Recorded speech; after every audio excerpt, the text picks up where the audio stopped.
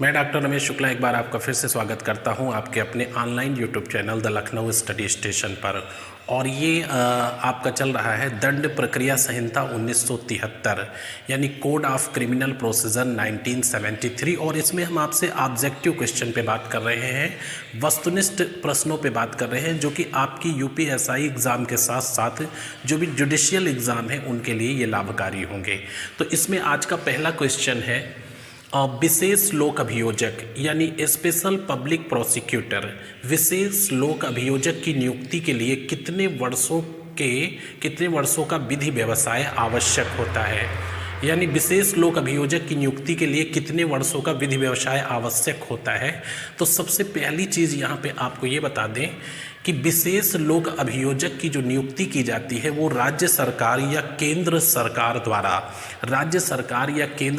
द्वारा सीआरपीसी की धारा 24(8) के तहत की जाती है। यानी क्रिमिनल प्रोसीजर कोड के सेक्शन 24(8) के तहत यहाँ पे लिखता हूँ, धारा 24(8) के तहत जो है विशेष लोक अभियोजक की नियुक्ति जो है राज्य सरकार या केंद्र सरकार के द्वारा की जाती है। और विशेष लोक अभियोजक के पद पर ऐसे व्यक्ति को नियुक्त किया जाएगा जिससे कम से कम 10 वर्ष का विधि व्यवसायी के रूप में कार्य करने का अनुभव प्राप्त हो। क्लियर हो गए होंगे। यानी स्पेशल पब्लिक प्रोसिक्यूटर उसी व्यक्ति को स्टेट या सेंट्रल गवर्नमेंट नियुक्त कर सकेगी जो कम से कम 10 साल तक जो है विधि व्यवसायी के रूप में यानी वो एक वकील के रूप में वकालत कर चुके हों। अच्छा, एक पॉइंट और आपको यहाँ पे क्लियर करा दूं कि राज्य सरकार जो है आपकी राज्य सरकार लोक अभियोजक या अपर लोक अभियोजक की प्रत्येक जिले के लिए नियुक्ति कर सकती है। लोक अभियोजक के मामले में एक और अपर लोक अभियोजक के मामले में कोई भी संख्या हो सकती है, वो स्टेट गवर्नमेंट निर्धारित करेगी, यानी एक से ज़्यादा। तो राज्य सरकार अपर लोक अभियोजक और लोक अभियोजक की नियुक्ति कर सकती है 24(3) के तहत। 24(3) में अपर लोक अभियोजक और लोक अभियोजक की नियुक्ति स्टेट गवर्नमेंट कर सकती है। और 24 का सब सेक्शन 7 यानी 24(7) में कहा गया है कि लोक अभियोजक और अपर लोक अभियोजक के पद पर नियुक्त वही व्यक्ति हो सकता है जो कम से कम 7 साल तक वकालत के रूप में वकील के रूप में प्रैक्टिस कर चुका हो या विधि व्यवसाय का उसे अनुभव प्राप्त हो। तो यहाँ पे दो चीज़ें ध्यान रखिएगा कि सीआरपीसी का सेक्शन 24(8) है, 24(8) है, सीआरपीसी की धारा 24(8) है। इसमें विशेष लोक अभियोजक की नियुक्ति का प्रावधान किया गया है। इसकी नियुक्ति स्टेट या सेंट्रल गवर्नमेंट द्वारा की जा सकती है विशेष प्रयोजन के लिए, और कम से कम ऐसा व्यक्ति जिसने 10 साल तक वकालत की हो, उसे विधि व्यवसाय का अनुभव प्राप्त हो, उसी व्यक्ति को नियुक्त किया जा सकता है। अच्छा, दूसरा पॉइंट, विशेष लोक अभियोजक 10 साल के लिए है, तो लोक अभियोजक या अपर लोक अभियोजक कितने साल के लिए है? तो आंसर इसका होगा 7 वर्ष। अगर लोक अभियोजक या अपर लोक अभियोजक की बात की जाएगी तो 7 वर्ष का विधि व्यवसायी के रूप में अनुभव होना चाहिए।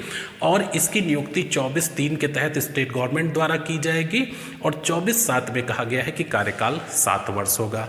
आपका सेकंड क्वेश्चन है, ये देखिए, अधीनस्थ न्यायिक मजिस्ट्रेट के कार्य के वितरण के विषय में कौन नियम बना सकता है या विशेष आदेश कौन दे सकता है? ऑप्शन है कार्यपालक दंडाधिकारी, जिला दंडाधिकारी, अपर जिला एवं सत्र न्यायाधीश, मुख्य न्यायिक मजिस्ट्रेट। यहाँ पे सही आंसर इसका डी है, मुख्य न्यायिक मजिस्ट्रेट अधीनस्थ न्यायिक मजिस्ट्रेट के कार्यों का वितरण कर सकता है, समय समय पर नियम बना सकता है और उन्हें विशेष आदेश दे सकता है। तो इसका सही आंसर होगा मुख्य न्यायिक मजिस्ट्रेट, और इसे सशक्त किया गया है सीआरपीसी की धारा 15(2) के तहत। यानी क्रिमिनल प्रोसीजर कोड का सेक्शन 15(2) में कहा गया है कि मुख्य न्यायिक मजिस्ट्रेट अपने अधीनस्थ न्यायिक मजिस्ट्रेटों को उनके कार्य का वितरण दे सकता है, कार्य का परिवर्तन कर सकता है और उन्हें निर्देश या आदेश दे सकता है, कार्य करने के लिए नियम बना सकता है। ये अधिकार इसे मिला हुआ है या सशक्त किया गया है सीआरपीसी के सेक्शन 15(2) के तहत। और किसे? तो मुख्य न्यायिक मजिस्ट्रेट को। किसके संदर्भ में? अधीनस्थ न्यायिक मजिस्ट्रेट के संदर्भ में। आइए नेक्स्ट क्वेश्चन पर। नेक्स्ट क्वेश्चन आपका 3 नंबर लिखा हुआ है 4। ये काफ़ी आसान से सिंपल से क्वेश्चन है, लेकिन फिर भी देखिए, दंड प्रक्रिया संहिता यानी कोड ऑफ क्रिमिनल प्रोसीजर कब प्रवर्त हुआ, प्रवर्त का मतलब इम्प्लीमेंट में कब आया, लागू कब हुआ, इसमें कुल कितने अध्याय हैं यानी चैप्टर और कितनी धाराएं हैं, तो इसके बारे में थोड़ा सा बात करते हैं। नाम है दंड प्रक्रिया संहिता 1973 और ये स्वीकृति जो इसे प्राप्त हुई थी, एक डेट आप ध्यान रखिएगा, जो इसे स्वीकृति प्राप्त हुई थी वो 25 जनवरी 1974 को प्राप्त हुई थी। दंड प्रक्रिया संहिता 1973 जो अधिनियम संख्या 2 है, इसे जो स्वीकृति प्राप्त हुई थी वो 25 जनवरी 1974 को प्राप्त हुई थी। किंतु ये लागू कब हुआ, ये दूसरा क्वेश्चन है। तो ये लागू हुई थी 1 अप्रैल 1974 को। तो लागू यानी प्रवर्त कब हुआ, 1 अप्रैल 1974 को।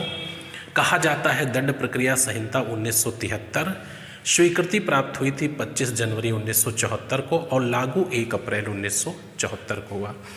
इस संहिता में दंड प्रक्रिया संहिता जो है, इसमें टोटल आपके 37 अध्याय हैं, 37 अध्याय हैं, 484 सेक्शन हैं यानी धाराएं हैं और 2 अनुसूचियां हैं, अनुसूची यानी शेड्यूल्स। तो दंड प्रक्रिया संहिता 1973 में 37 अध्याय, 484 धाराएं और 2 अनुसूचियां हैं। पहली अनुसूची में अपराधों का वर्गीकरण किया गया है और दूसरी अनुसूची में कुछ प्रारूपों के बारे में बताया गया है।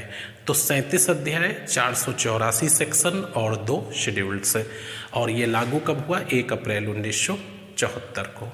अच्छा, अगला सवाल है, धारा 27 के अनुसार किशोर कौन होगा। धारा 27 के अनुसार किशोर कौन होगा, तो दंड प्रक्रिया संहिता 1973 की धारा 27 में कहा गया है कि ऐसा व्यक्ति जो जिस दिन न्यायालय में मजिस्ट्रेट के सामने उपस्थित किया जाता है, यदि उसकी आयु 16 वर्ष से कम है तो वह किशोर कहा जाएगा। सीआरपीसी के सेक्शन 27 में कहा गया है कि जिस दिन मजिस्ट्रेट के सामने उपस्थित किया जाएगा उस तिथि को यदि कोई व्यक्ति की आयु 16 साल से कम है तो उसे किशोर कहा जाएगा। ये आंसर इसका नहीं होगा, आप ध्यान रखिएगा, 16 वर्ष से कम आयु का व्यक्ति किशोर कहा जाएगा। तो ये क्लियर हो गए होंगे दोनों क्वेश्चन। आइए नेक्स्ट सवाल पर। और नेक्स्ट क्वेश्चन आपका 5 नंबर, बहुत ही अच्छा सा सवाल लिखा है। कब जनता मजिस्ट्रेट व पुलिस की सहायता करने के लिए करेगी या सहायता करने के लिए आबद्ध है।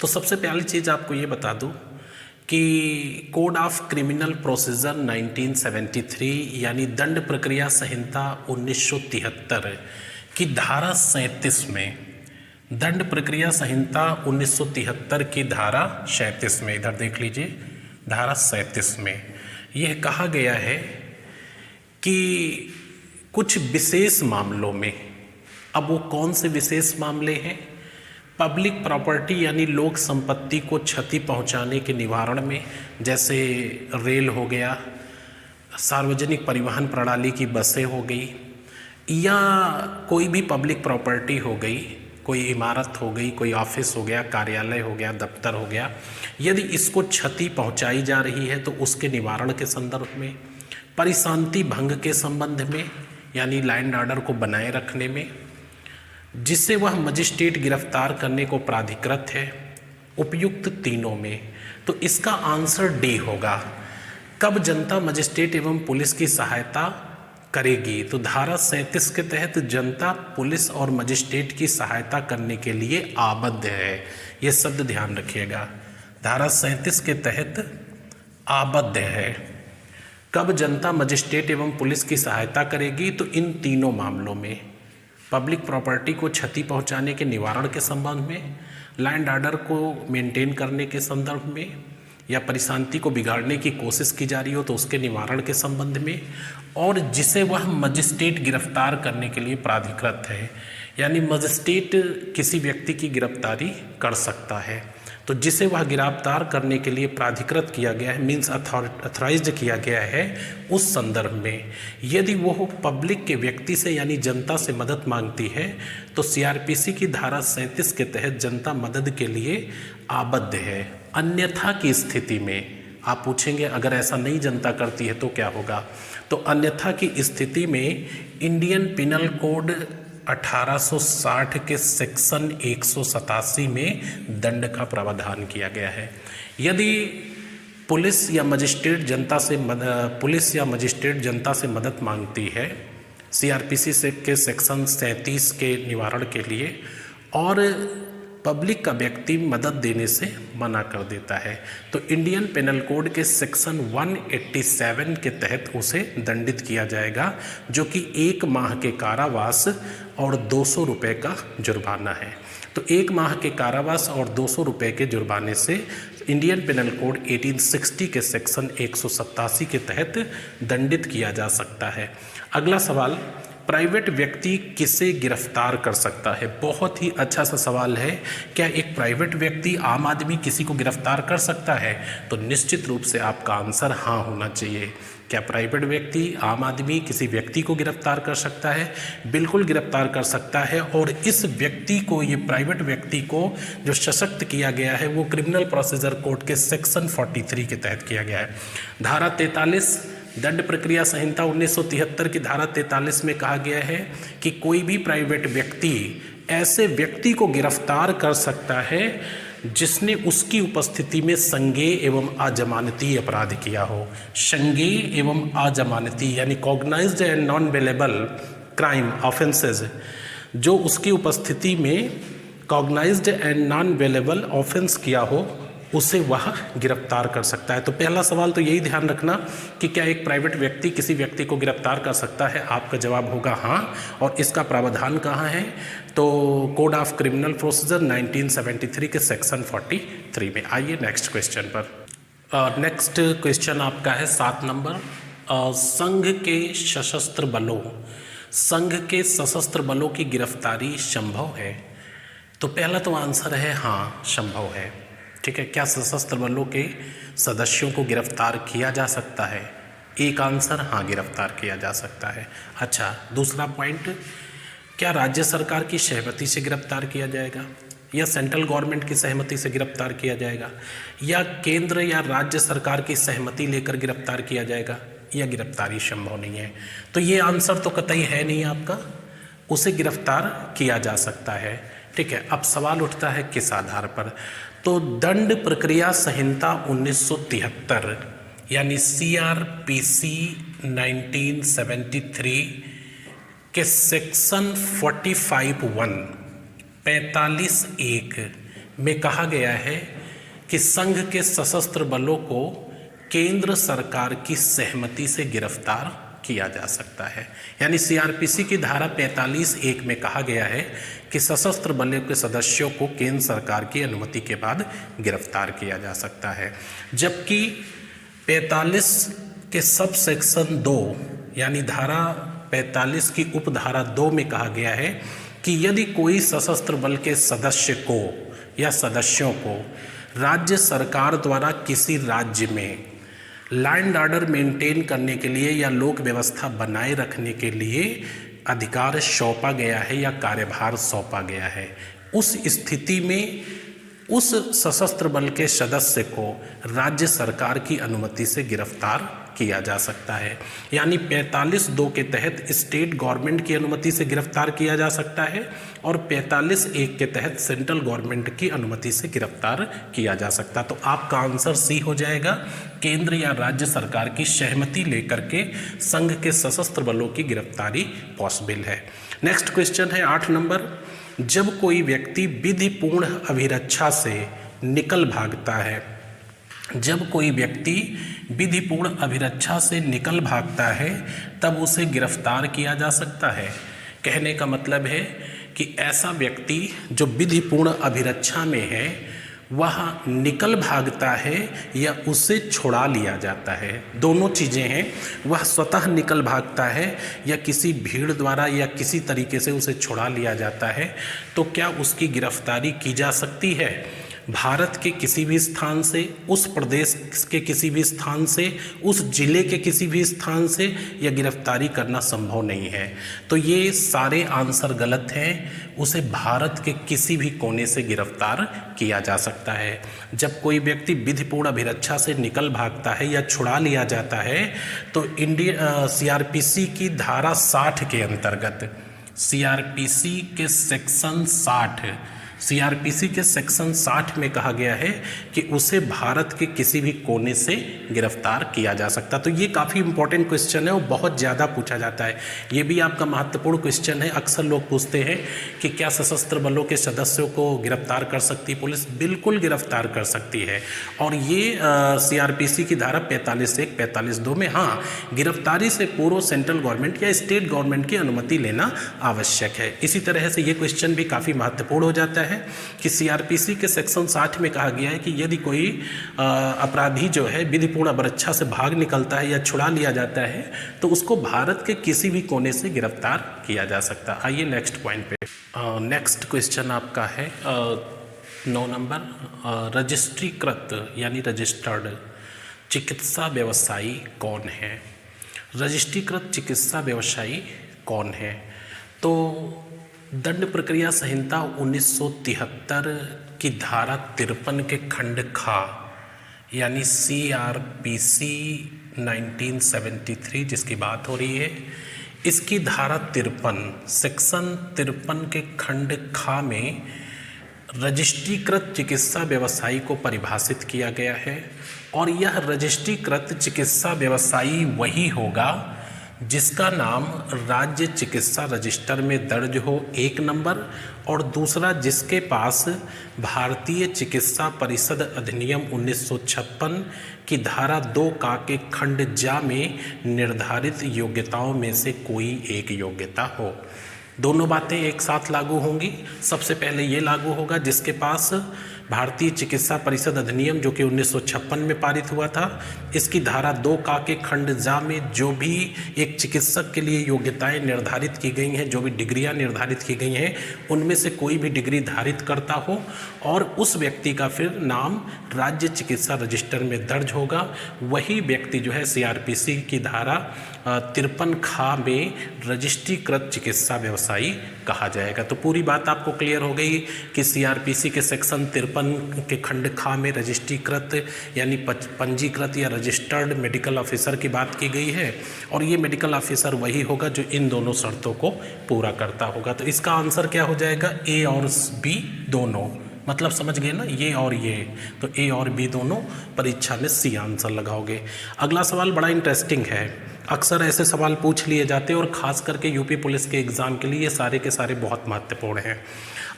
एक मजिस्ट्रेट है और अपनी अधिकारिता सीमा के भीतर सुबह टहलने जाता है। एक मजिस्ट्रेट है, अपनी अधिकारिता सीमा के भीतर सुबह टहलने जाता है, तो उसके सामने मर्डर हो जाता है, तो उसके सामने कत्ल हो जाता है। क्या वह अपराधी को स्वयं गिरफ्तार कर सकता है?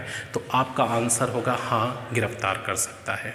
निश्चित रूप से एक मजिस्ट्रेट के सामने यदि उसकी अधिकारिता सीमा के भीतर मर्डर हो जाता है तो उसे वह गिरफ्तार कर सकता है और इसके लिए उसे सशक्त किया गया है सीआरपीसी की धारा 44 में। सीआरपीसी के सेक्शन 44 में कार्यपालक मजिस्ट्रेट या न्यायिक मजिस्ट्रेट, कार्यपालक मजिस्ट्रेट या न्यायिक मजिस्ट्रेट अपनी अधिकारिता के सीमा के भीतर किसी भी व्यक्ति को जो चाहे संज्ञेय अपराध कर रहा हो या असंज्ञेय अपराध कर रहा हो स्वयं गिरफ्तार कर सकता है या गिरफ्तार किए जाने का आदेश दे सकता है। दोनों बातें हैं, स्वयं गिरफ्तार कर सकता है या गिरफ्तार किए जाने का आदेश दे सकता है, चाहे मामला संज्ञेय हो और चाहे मामला असंज्ञेय हो। तो यहाँ पे आपका जवाब होगा कि हाँ, गिरफ्तार कर सकता है।